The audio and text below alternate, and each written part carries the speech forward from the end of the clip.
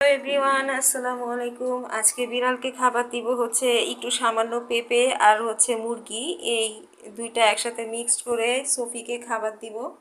আর এদিকে জ্যাসি আর পুচকু খাচ্ছে। তো আজকে আপনাদের সাথে শেয়ার করব একটা বিষয়, আর এই বিষয়টা হচ্ছে আমার সফিকে নিয়ে।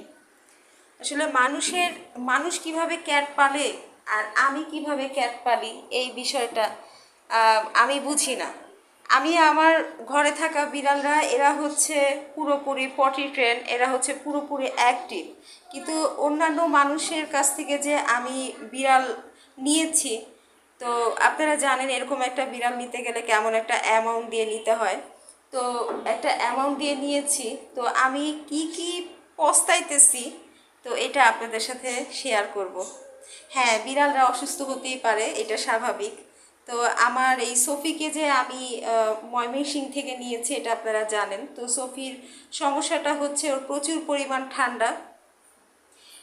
আপুটার কাছ থেকে যখন আমি সফিকে নিয়ে আসি, তখন আপুটা বলেছিল, আপু আজকে আমি গোসল করিয়ে দিয়েছি, ও হেয়ার ড্রাই মানে শব্দ শুনলে খুবই ভয় পায়, এই জন্য মনে করেন আমি ফ্যানের বাতাসে শুকাইতে দিছি।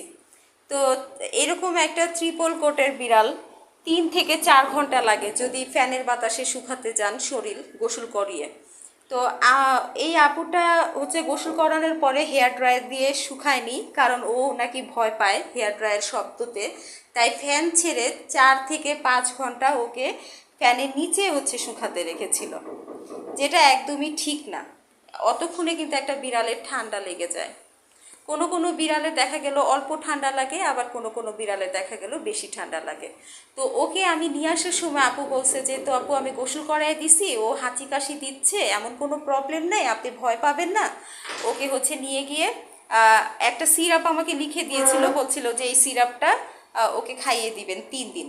তো আমিও বিষয়টা পজিটিভ নিয়েছি, আমি বললাম যে আচ্ছা ঠিক আছে, এরকম তো গোসল করালে প্রবলেম হয়, এটা কোনো সমস্যা না, আমি ঠিক করে নিব।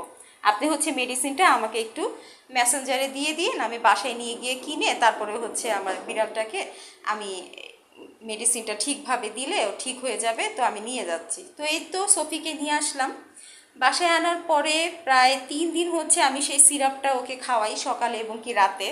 দেখলাম যে ঠান্ডা কোনোভাবে ভালো হচ্ছে না, ঠান্ডাটা ভালো হচ্ছে না।